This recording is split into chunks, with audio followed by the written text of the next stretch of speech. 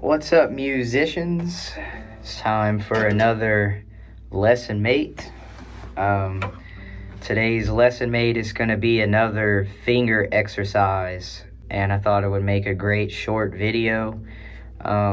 It's a very logical exercise, meaning the way that it progresses or keeps moving on or builds off of itself makes a lot of sense. Let me just demonstrate the first part of it. It's in many parts. So the first part looks like this.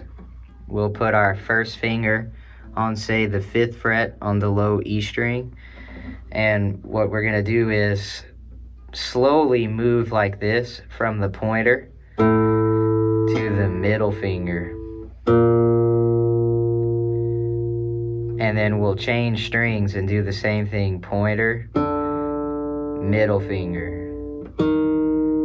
In guitar finger numbers, this would be finger 1 to finger 2. And I'm changing all the strings. I'm going all the way down here. Notice that before I play my next note, I'm preparing the finger that I'm about to use. Preparing meaning I'm hovering over the note I'm about to use. Hovering over it without touching it. And then I fire down. And then we go backwards. Pointer, middle finger prepares. Pointer, middle. Moving backwards down the strings.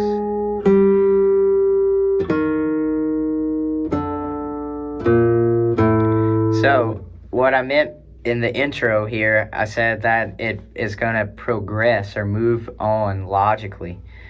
So basically that was practicing the motion of using your pointer to your middle finger when you're playing a song.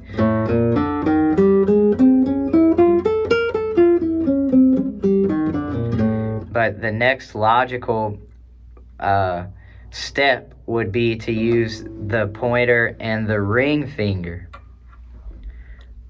2 frets away, right? We'll skip a finger and skip a fret. And so all the same things you want to prepare. Maybe in the right hand you can, for the wound strings or the low bass strings, you can use your thumb, but then when it changes to the nylon or the G string, B string, and E string, no matter what kind of guitar you're on, you might switch to using the pointer and middle fingers alternating, right? If you're looking at my right hand over here, the pointer, middle, and look, I'm not only prepared to play my next note with the left hand, I'm also actually prepared here, watch. As soon as I play this note, this finger over here is prepared to strike the string and engage the vibration. And this finger is also hovering over the fret I'm about to play. So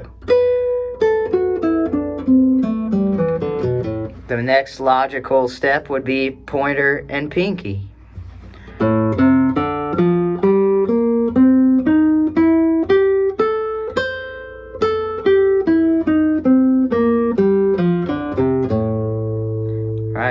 It's surprisingly hard to play this well.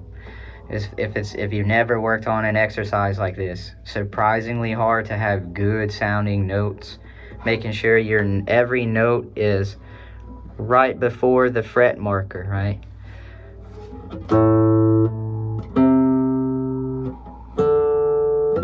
Oops. Okay, what is the next most logical step? We did pointer to middle, then we did pointer to ring, and pointer to pinky. In guitar numbers, that would be 1 to 2, 1 to 3, 1 to 4. Well, the next most logical step would be starting on the second finger and doing 2 and 3. These 2 fingers. Same rules of being prepared and going slow, trying to get good sounding notes. speed if you still sound good.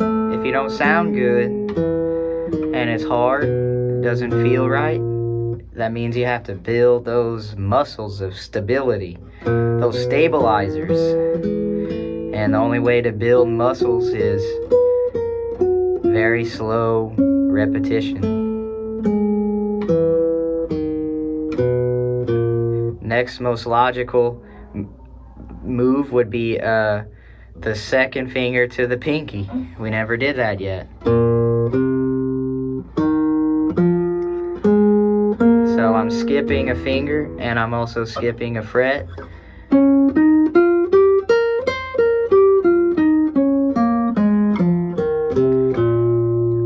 I felt tension in my body just now. My legs kind of flexed. My back is flexed a little, so I was afraid, so I would do that again.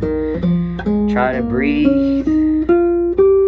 Try to be relaxed. Release the tension in your, for me, it's my thighs and my legs. I just flex them. I don't know why, but it's just a bad habit. And I forget to breathe. You just want to relax. So the next most logical step is to play the third finger or the ring finger in the pinky. So my third finger is on the 7th fret, pinky's on the 8th fret.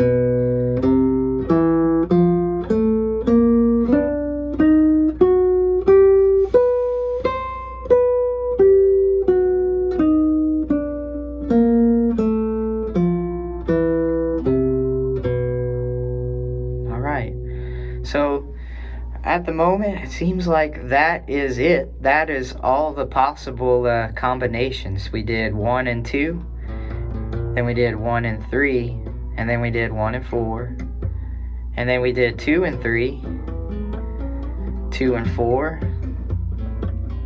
and then we did 3 and 4. So that is kind of one of the most staple, or just one of the most important exercises in guitar development.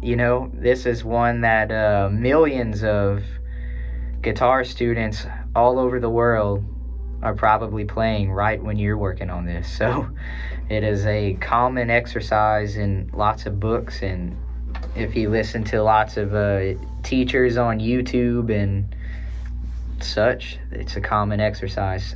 So thank you for tuning in, clicking the video. Thank you for being a student. Thank you for practicing, and remember to be patient, and have a great weekend. All right, bye. Thank y'all.